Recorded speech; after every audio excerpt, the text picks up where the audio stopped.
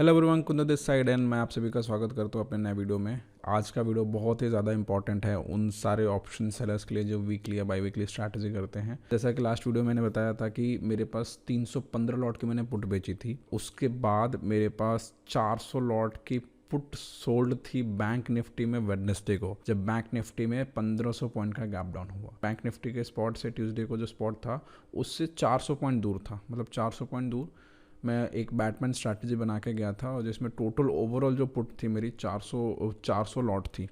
And you can imagine कि अगर 400 point दूर इतनी बड़ी पोजीशन हो आपके पास और 1500 पॉइंट का गैप डाउन हो जाए तो क्या ही होगा एक ऑप्शन सेलर का। बहुत मेमोरेबल है, वो लाइफ टाइम याद रहेगा। बट उस पोजीशन की बात करेंगे, मेरे पास जो लास्ट हफ्ते जो निफ्टी की 315 लॉट की पुट थी उस पोजीशन की भी बात करेंगे क्या हुआ। एंड 4 स्टॉक्स मैंने और ढूंढे हैं वीकली ब्रेकआउट के जो मुझे ऑल टाइम हाई का ब्रेकआउट दे रहे हैं। बाकी और भी सारी चीज़ें हैं, उसका डिलीवरी वॉल्यूम एंड मुझे बहुत अच्छे स्टॉक्स दिखे तो वो भी मैं शेयर करने वाला हूँ। इस हफ्ते सिर्फ एक वीडियो आई है क्योंकि अभी मैंने ऑप्शन ट्रेडिंग से ब्रेक लिया है। एंड रीज़न आपको वीडियो में आगे पता चल जाएगा कि क्यों मैंने ब्रेक लिया है। वो जो रीजंस मैंने बताया कि 700 500 700 लॉट अगर आपके पास पुट हो और इतने बड़े फॉल आ जाए तो क्या ही हो सकता है। एंड ब्रेक ले रखा है, इस वजह से मैंने कोई नई पोजीशन नहीं थी तो मैंने सेपरेट वीडियो नहीं बनाई। तो ये वीडियो में ऑप्शंस के जो मेरे पिछले हफ्ते के ट्रेड से वो डिस्कस करेंगे और नए ब्रेकआउट्स के स्टॉक्स डिस्कस करेंगे। एंड बहुत ज़्यादा लर्निंग आपको इस वीडियो में मिलेगी अगर आप एक ऑप्शन सेलर हो, और अगर आप स्विंग ट्रेडर हो तो आपके लिए बहुत ही अच्छे अच्छे स्टॉक्स भी हैं। तो चलो अभी सीधे स्क्रीन पे चलते हैं।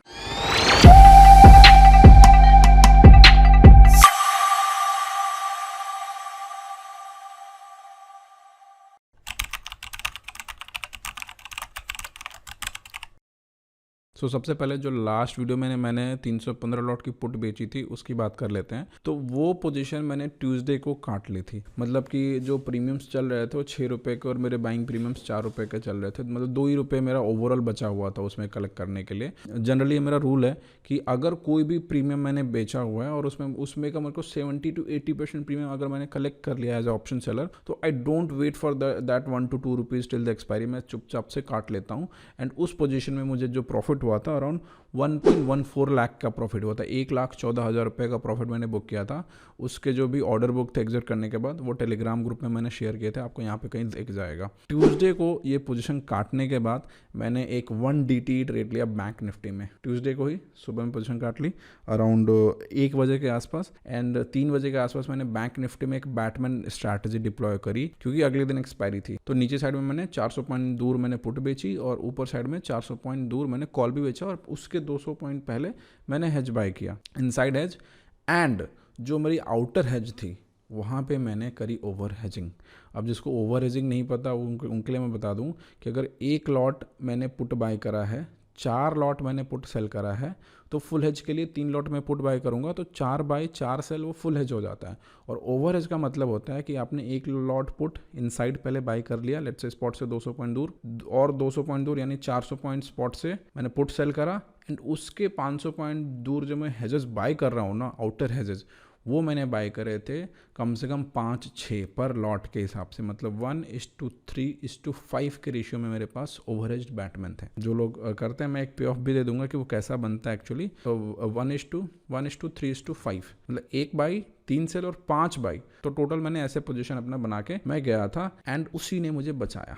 सीरियसली बता रहा हूँ कि वो ओवर हेजिंग का जो कॉन्सेप्ट है जो मैं पर्सनली यूज़ करता हूँ, अगर वो नहीं होता तो मुझे कम से कम 15% का लॉस होता। मतलब कि 1,20,00,000 में जो मुझे लॉसेस हो रहे होते वो 20 लाख रुपए के हो रहे होते, और वो एक ऑप्शन सेलर कभी भी झेल नहीं सकता। एंड ऐसे ही ब्लैक शॉन इवेंट्स के लिए, ऐसे ही सिचुएशन के लिए मैं जब भी 1 DT ट्रेड या STBT ट्रेड्स लेता हूं तो मैं हमेशा ओवर हेजिंग करता हूं ऑन बोथ द साइड्स, कि अगर कभी मार्केट में सर्किट लग जाए, अगर कभी मार्केट में 1,000-2,000 पॉइंट का गैप डाउन खुल जाए तो मैं बच सकूं। उसी कॉन्सेप्ट ने मुझे बचाया। उस दिन बैंक निफ्टी में मैं पर्सनली कितने लोगों को जानता हूं जिन्होंने ट्रेडिंग छोड़ दी। उस दिन उनके 25-25, 30-30%, 40-40% का कैपिटल खत्म, क्योंकि वो 300 पॉइंट दूर के स्ट्रैंगल बेच के गए थे, 400 पॉइंट दूर के स्ट्रैंगल बेच के गए थे, उनका कैपिटल खत्म हो गया आधा, और उन्होंने ट्रेडिंग के गिव अप कर दिया। तो यहाँ पे क्या सीख मिलती है कि आपको अपनी पोजीशन साइजिंग बहुत ध्यान से रखनी है। दूसरी जो लर्निंग है कि कभी भी हैवी वेट्स का रिजल्ट आ रहा है, चाहे वो HDFC बैंक हो, रिलायंस हो, या जो जितने भी इंपॉर्टेंट इवेंट्स हैं, उस दिन ओवरनाइट पोजीशंस आप अवॉइड करो। मुझे पता था कि रिजल्ट आने वाला शाम के टाइम पे, तो मैं अपनी पोजीशन को ओवरेज करके गया एंड जो मुझे टोटल प्रॉफिट हुआ उस दिन वो 1 लाख रुपए का हुआ है। एक अकाउंट था जिसमें मुझे 4,000 का प्रॉफिट हुआ, एक अकाउंट था जिसमें मुझे 14,000 रुपए का प्रॉफिट हुआ, एक अकाउंट था जिसमें मुझे 76,000 रुपए का लॉस हुआ है। अब वो लॉस ऐसा नहीं कि मेरी वजह से हुआ, एंजल वन का ब्रोकर था एंड मैंने ऑर्डर पंच करे एंड वो ऑर्डर रिजेक्ट हो गया। 2 बार मैंने ऑर्डर पंच करे, 2 बार रिजेक्ट हुआ। मैंने टेलीग्राम में प्रॉपर शेयर किया, स्क्रीनशॉट यहाँ पे आपको स्क्रीन पे दिख भी जाएगा। एंड वो ऑर्डर रिजेक्शन की वजह से वो इतना उस टाइम पे फ्लक्चुएशन का कि जब मैंने ऑर्डर बाद में एग्जीक्यूट हुआ तो वो 76,000 का लॉस दे गया। एक अकाउंट था उसमें मुझे 1,98,000 का प्रॉफिट भी हुआ, उसमें ज़्यादा ओवरेजिंग करके गया था, ठीक है, इनसाइड में भी कुछ ओवरेजिंग थी और इस वजह से ओवरऑल जो मेरा कैपिटल पे गेन आया वो 1 लाख रुपए का था। अगर वो 76,000 का लॉस नहीं होता ब्रोकर के ग्लिच की वजह से तो मैं 2 लाख के आसपास के मैं प्रॉफिट में बैठा होता। कहने का मतलब है कि 400 लॉट की पुट बिकी हुई है एंड 1500 पॉइंट का बैंक निफ्टी का गैप डाउन हो और फिर भी आप बच जाओ, ये बहुत बड़ी बात है। तो लर्निंग मैंने बता दी कि इवेंट के दिन बच के रहो, ओवरेज करके जाओ, ठीक है। एंड कभी भी अपनी पोजीशन साइजिंग का ध्यान रखो कि अगर कल को लोअर सर्किट भी लग जाए मार्केट में तो आपका ट्रेडिंग करियर ख़त्म ना हो। आप ज़्यादा से ज़्यादा 3 महीने पीछे जाए, मतलब अगर सर्किट पे आप 8%, 6 से 8% लूज़ करते हो ना, दैट्स फाइन, क्योंकि 6 से 8% 2 महीने में कवर किया जा सकता है, 3 महीने में कवर किया जा सकता है। लेकिन अगर आप 25, 30%, 40% अपना कैपिटल लूज़ कर रहे हो तो कहीं ना कहीं आपको अपनी पोजीशन साइजिंग पे ध्यान देना पड़ेगा, क्योंकि ऐसे दिन आते रहेंगे और आपकी पूरे 2 साल 4 साल की मेहनत एक दिन की मार्केट आपका तबाह कर सकती है, ट्रेडिंग करियर ख़त्म कर सकती है। तो ये बहुत बड़ा लेसन है एंड जो लोग उस दिन के बाद सुधर गए, संभल जाएंगे, वो आगे भी सर्वाइव करके रहेंगे। अदरवाइज आप अभी भी अपनी पोजीशन साइजिंग पे ध्यान नहीं दे रहे हो, ऐसे इवेंट्स के दिन थोड़े कॉशियस नहीं रह रहे हो, तो आप खुद को ट्रेडर नहीं कह सकते। चलो ये तो हो गई मेरे प्रीवियस ट्रेड्स की बात। अभी मैं कोई भी ट्रेड नहीं लेके रखा हूँ, मैंने अपडेट भी किया था। रीज़न अब ट्रेड ना लेने का वो 2 है। मैं अपना ब्रोकर शिफ्ट कर रहा हूँ। मेरे पास जो पहले ब्रोकर था सैस ऑनलाइन में, मैं पिछले 3 साल से ट्रेडिंग कर रहा था, बट पिछले 3 महीने मुझे बहुत ज़्यादा ग्लिचेज आए। इवन एक अकाउंट में मुझे लॉस हुआ था 22,000 का, वो सिर्फ और सिर्फ ब्रोकर ग्लिच की वजह से हुआ। इस वजह से मैं ब्रोकर चेंज कर रहा हूँ। कौन सा ब्रोकर मैं करूँगा वो बाद में बताऊँगा जब मैं खुद 1 महीना उस पर ट्रेड कर लूँगा। तो इस वजह से अभी थोड़ा सा मतलब कुछ है कि अकाउंट्स फंड करने हैं, मुझे गिल्ड फंड्स बाय करने हैं, उनको प्लेज करके कोलेटरल लेना है। कोलेटरल ये प्रोसेस में 3-4 दिन जाएगा, तो मैं मे बी वेडनेसडे से शायद मैं ट्रेड लूँ ऑप्शंस में, ठीक है। तो ये तो हो गई ऑप्शंस की बात। अब बात करते हैं स्टॉक्स की। तो मैंने आज 4 स्टॉक्स निकाले हैं, चारों के चारों ऑल टाइम हाई ब्रेकआउट दे रहे हैं। तो चलो अब सीधे स्क्रीन पे चलते हैं और समझते हैं कि ये चारों स्टॉक्स के ने कैसे बिहेव किया हुआ है। तो सबसे पहले हमारा जो स्टॉक है वो है रामा स्टील ट्यूब्स एंड ये वीकली टाइम फ्रेम में आपको ये जो चार्ट दिखाई दे रहा है, यहाँ पे अगर आप देखोगे तो एक रेजिस्टेंस था काफ़ी टाइम से अराउंड 45 के लेवल पे, 45-46 के लेवल पे अराउंड 2023 में ही, 1 साल पहले सेम रेजिस्टेंस था। एंड देन जुलाई 2023 में भी ट्राई हुआ बट फिर से अगेन वहाँ से रिवर्सल। एंड अभी इस हफ्ते इसने एक वीकली ब्रेकआउट दिया है और यहाँ पे जो पैटर्न बन रहा है वो है एक असेंडिंग ट्रायंगल पैटर्न, जो कि बहुत ही अच्छा पैटर्न माना जाता है बुलिश कंटिन्यूएशन पैटर्न के लिए। हमें आगे चल के ऐसे में कुछ मूव हमें देखने को मिल सकते हैं, राइट। इसके अलावा अगर हम वॉल्यूम की बात करें तो वॉल्यूम आप देख सकते हो कि बहुत ही अच्छा वॉल्यूम है। ऐसा वॉल्यूम पिछले काफ़ी, मतलब जो भी आपको चार्ट में दिख रहा है सबसे ज़्यादा वॉल्यूम है इस हफ्ते। एंड कैंडल की अगर स्ट्रेंथ की हम बात करें तो बहुत ही अच्छी कैंडल है, कैंडल की क्लोजिंग भी बहुत अच्छी है। एंड इसके बाद अगर हम इसके डिलीवरी वॉल्यूम की बात करें, इस स्टॉक में जो डिलीवरी वॉल्यूम है, क्योंकि मैं हमेशा से बोलता हूँ कि जो भी स्टॉक पे आपको वॉल्यूम दिख रहा है ना, वो इंट्राडे प्लस डिलीवरी वॉल्यूम दोनों होता है। हमें अगर एज अ स्विंग ट्रेडर हमें डिलीवरी वॉल्यूम पे ज़्यादा एम्फेसिस करना चाहिए कि डिलीवरी वॉल्यूम कितना है, तो वो भी हम चेक कर लेते हैं। एंड यहाँ पे अगर आप वॉल्यूम देखो तो वॉल्यूम भी आपको जितना वॉल्यूम था उसका 34.3% जो वॉल्यूम है वो डिलीवर्ड वॉल्यूम है। तो मैं जो मेरा क्राइटेरिया है कि अगर डिलीवरी वॉल्यूम में 30-40% के बीच में जो स्पाइक आई, उसका 30-40% जो वॉल्यूम है वो अगर डिलीवरी वॉल्यूम है तो वो एक अच्छा वॉल्यूम कंसिडर किया जाता है और उसमें यानी कि बड़े प्लेयर्स ने पोजीशन बनाई है, राइट। तो ये considering the chart pattern ascending triangle, volume का जो यहाँ पे आपको बहुत अच्छा वॉल्यूम जंप देखने को मिला है, डिलीवरी वॉल्यूम जो है वो सारी चीज़ें मिला के मुझे बहुत ही अच्छा एक पैटर्न दिखा, एक अच्छा ब्रेकआउट स्टॉक्स दिखा। और ऑल टाइम हाई मेरा हमेशा से फेवरेट रहा है कि ऑल टाइम हाई के ऊपर कोई भी रेजिस्टेंस नहीं होता है तो स्टॉक आपको बहुत ज़्यादा फ्लाई आउट कर सकता है। जैसे अभी 2-3 हफ्ते पहले मैंने एक स्टॉक दिया था MSTC, वीकली का मैंने कुछ 2-3 हफ्ते पहले ही ये ब्रेकआउट दिया था, एंड उसके बाद देख सकते हो कि कप एंड हैंडल पैटर्न का था, उसका क्या हुआ, राइट। आप देख सकते हो कि कितना बड़ा रैली आया है, राइट। तो दिस इज़ वाई मैं ऑल टाइम हाई स्टॉक्स पे को प्रिफर करता हूँ, and all time high stocks जब भी ब्रेकआउट देते हैं और अच्छे ब्रेकआउट्स होते हैं, वॉल्यूम अच्छा होता है, तो मेरा उस पर जो कन्विक्शन होता है वो बहुत हाई होता है। तो Rama steel is a good bet. And रही बात इसके entry, target, stop loss, risk rotation कितने दिन तक हमें होल्ड करना चाहिए, स्टॉक ट्वीट्स करके एक प्लेटफॉर्म है, वहाँ पे मैंने शेयर कर दिया है। वहाँ पे आपको entry, stop loss, target, risk rotation सब कुछ मिल जाएगा। इसका लिंक आपको डिस्क्रिप्शन में मिल जाएगा।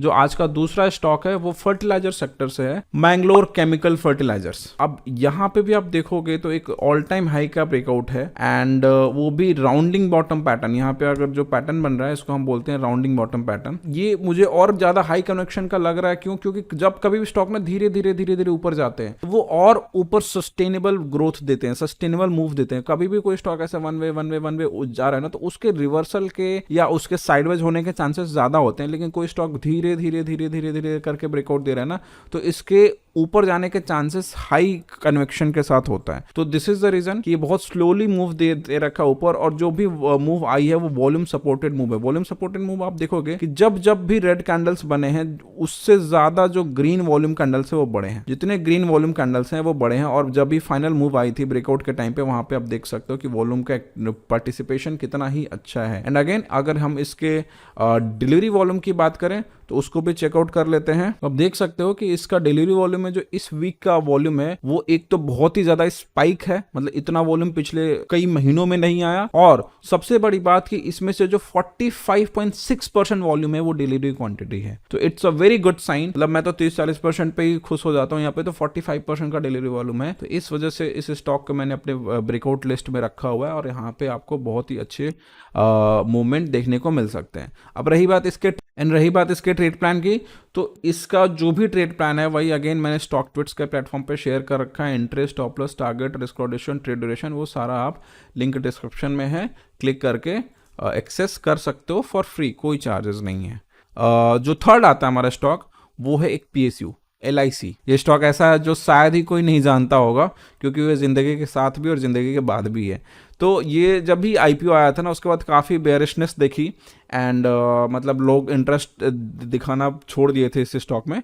लेकिन अभी कुछ महीनों पहले मोदी जी ने ये स्पीच दी थी कि जितने भी स्टॉक मार्केट में रुचि रखने वाले लोग हैं वो अगर PSU को कहते हैं कि वो पैसा नहीं देता, लेकिन अभी आने वाले समय में PSU स्टॉक्स बहुत ही अच्छा परफॉर्म करेंगे और उसमें बहुत अच्छे भी पैसे बन सकते हैं। और जब से वो हमारी मोदी जी की स्पीच आई है तब से बहुत ही ज़्यादा स्टॉक्स में रैली है। मतलब सारे 100%, 50%, 80%, 150% रिटर्न दे चुके हैं। आप रेलवे सेक्टर में देख लो। तो उस PSU थीम को ध्यान में रखते हुए मैंने LIC को कंसिडर करा हुआ है। And again all time high का ब्रेकआउट प्लस ये बिल्डअप, वॉल्यूम का बिल्डअप, ये सारी चीज़ों की वजह से मैंने इसको अपने वॉच लिस्ट में रखा हुआ है। एंड ये भी एक राउंडिंग बॉटम पैटर्न का ब्रेकआउट है, अच्छा ब्रेकआउट है, अच्छी क्लोजिंग है, वॉल्यूम का बिल्डअप अच्छा है, एंड IPO बेस्ड ब्रेकआउट है। IPO बेस्ड जो सेटअप होते हैं ना वो भी बहुत स्ट्रांग होते हैं कि IPO का ब्रेकआउट हो रहा है, इट मीन्स कि मार्केट में उस स्टॉक में जरूर कुछ ना कुछ होने वाला है, एंड आगे चल के आपको अच्छे रिटर्न्स वहाँ पे मिल सकते हैं। इसका भी जो ट्रेड प्लान है मैंने स्टॉक ट्विट्स के प्लेटफॉर्म पे शेयर किया हुआ है, आप डिस्क्रिप्शन में लिंक है, क्लिक करके एक्सेस कर सकते हैं। मतलब इंटरेस्ट, स्टॉप लॉस, टारगेट, सारी चीजें।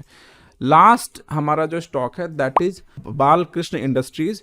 ये भी वीकली टाइम फ्रेम का ब्रेकआउट है। इसमें थोड़ा सा मुझे वॉल्यूम उतना स्ट्रांग नहीं दिखा, एक हाई कनेक्शन वॉल्यूम नहीं दिखा ब्रेकआउट पे। जनरली मैं थोड़े बड़े वॉल्यूम्स कंसिडर करता हूँ जहाँ पे एक वॉल्यूम जंप आया हो, बट फिर भी मैंने इस स्टॉक को रखा हुआ। रीजन ये जो कंसोलिडेशन है ना, ब्रेकआउट से पहले का जो कंसोलिडेशन है, ये मुझे मजबूर कर दिया कि इसको भी वॉच लिस्ट में रखो, क्योंकि ब्रेकआउट तो हुआ है अच्छा सा, ठीक है, एंड इसका जो कैपिटल मार्केट कैप है वो भी बहुत अच्छा खासा है। एंड ये जो रेजिस्टेंस के पहले, ब्रेकआउट के पहले जो रेजिस्टेंस के पास में कंसोलिडेशन होता है ना, ऐसे स्टॉक्स बहुत ही अच्छे ब्रेकआउट माने जाते हैं। मतलब ऐसे स्टॉक्स जब ब्रेकआउट देते हैं तो बहुत ही अच्छे ब्रेकआउट माने जाते हैं, क्योंकि जितनी भी सप्लाई है, जितना भी सेलिंग है, वो सारा का सारा ऑब्जॉर्व कर लेते हैं पहले, एंड उसके बाद ब्रेकआउट देते हैं। तो यहाँ पे ऊपर जाने के अलावा मार्केट के पास कोई और ज़्यादा ऑप्शन होता नहीं, क्योंकि अगर नीचे आना होता तो इतने टाइम से रेजिस्टेंस के पास था, वो नीचे आ चुका होता, बट ये सारी सप्लाई ऑब्जॉर्व करने के बाद ही ब्रेकआउट देता है। तो ये कंसोलिडेशन की वजह से मैंने इसको रखा है। वॉल्यूम थोड़ा अच्छा होता तो और हाई कन्विक्शन होता, लेकिन फिर भी मैंने रखा क्योंकि ऑल टाइम हाई ब्रेकआउट है। इसका भी जो ट्रेड प्लान है वो मैंने स्टॉक ट्विट्स पे दे रखा। आप वहाँ पे जब क्लिक करोगे तो आप एक्सेस कर सकते हो चारों के चारों स्टॉक्स का जो ट्रेड प्लान है, राइट। तो ये रहे 4 स्टॉक्स, मैंने आपको दिखा दिया। ये भी एक राउंडिंग बॉटम पैटर्न का ब्रेकआउट है, ऑल टाइम हाई का ब्रेकआउट है। ये 4 स्टॉक्स हैं। आप समझ चुके होंगे। यहाँ से आज के अगर मैं लर्निंग की बात करूँ तो ऑल टाइम हाई मैंने प्रेफर करा हुआ है। राउंडिंग बॉटम पैटर्न और असेंडिंग ट्रायंगल्स पैटर्न हमने डिस्कस करा। वॉल्यूम इंपॉर्टेंट है, डिलीवरी वॉल्यूम इंपॉर्टेंट है, रेजिस्टेंस के पहले का जो कंसोलिडेशन होता है वो इंपॉर्टेंट। ये आज की लर्निंग आपके लिए हो सकती है। उसके अलावा एक और स्टॉक है मेरे उसमें वॉच लिस्ट में, that is Apollo hospital. Although मैं इसको ज़्यादा हाई कन्विक्शन नहीं बोलूँगा या बहुत ही इसमें मैं खुद पोजीशन नहीं बनाऊंगा, लेकिन क्योंकि ऑल टाइम हाई ब्रेकआउट हुआ तो all time high rounding bottom का ब्रेकआउट था, वॉल्यूम हल्का सा पॉपअप हुआ था, एक ब्लू चिप स्टॉक्स में कंसिडर कर सकते हो। बट मैंने इसको ऐसा रख दिया कि आप इसको देख लेना, अगर आपकी पोजीशन हो तो होल्ड कर सकते हो थोड़ा विथ ट्रेलिंग एसएल। अदरवाइज इस पे मैं ज़्यादा व्यू नहीं शेयर करूंगा। मैं 4 स्टॉक्स को ही आज की ब्रेकआउट लिस्ट में रखूंगा एंड आप उनको एक एक करके चेकआउट कर सकते हो, उसमें अपना ट्रेड प्लान बना सकते हो। अगर आपको इस वीडियो से कुछ सीखने को मिला हो तो एक लाइक करें, एंड अगर आप चाहते हो कि ऐसे ही वीडियोस आपको आगे मिलते रहें, वो स्टॉक्स के अराउंड हो, ऑप्शंस के अराउंड हो, तो सब्सक्राइब करके जाना। एंड कमेंट में बताओ कि मुझे और कौन से टॉपिक पे वीडियोस बनाने चाहिए, आप और कौन से टॉपिक पे वीडियो मुझसे चाहते हो। मैं उस पर ज़रूर वर्क ऑन करूँगा अगर मेरे को ज़्यादा लोग कमेंट करते हैं। एंड उसके अलावा आप हमें इंस्टाग्राम पे फॉलो करो। मैं वहाँ 30 डे ऑप्शन सीरीज़ स्टार्ट कर चुका हूँ एंड हर रोज़ एक वीडियो आ रही है, आपको बहुत ज़्यादा लर्निंग मिलेगी, उसको भी करो। एंड उसके अलावा आप हमें टेलीग्राम पे ज़रूर ज्वाइन करो, क्योंकि मैं सब कुछ वहीं शेयर करता हूँ, क्योंकि हर रोज़ वीडियो बनाना इज़ इम्पॉसिबल। तो मैं सारा ट्रेड प्लान एडजस्टमेंट जो भी चीज़ें होती हैं मैं वहाँ पे अपडेट करते रहता हूँ। और टेलीग्राम का लिंक आपको डिस्क्रिप्शन में मिल जाएगा, फ्री है, कोई पैसे नहीं है, आप उसको ज्वाइन कर सकते हो। उसके अलावा आप हमें ट्विटर पे भी जोड़ो, जहाँ पे मैं breakout stocks price action analysis में शेयर करता रहता हूँ डेली बेसिस पे, तो आप वहाँ पे हमसे जुड़ सकते हैं। बाकी अभी के लिए बस इतना ही, अब मिलते हैं अगले वीडियो में, तब तक के लिए keep trading, keep growing, bye.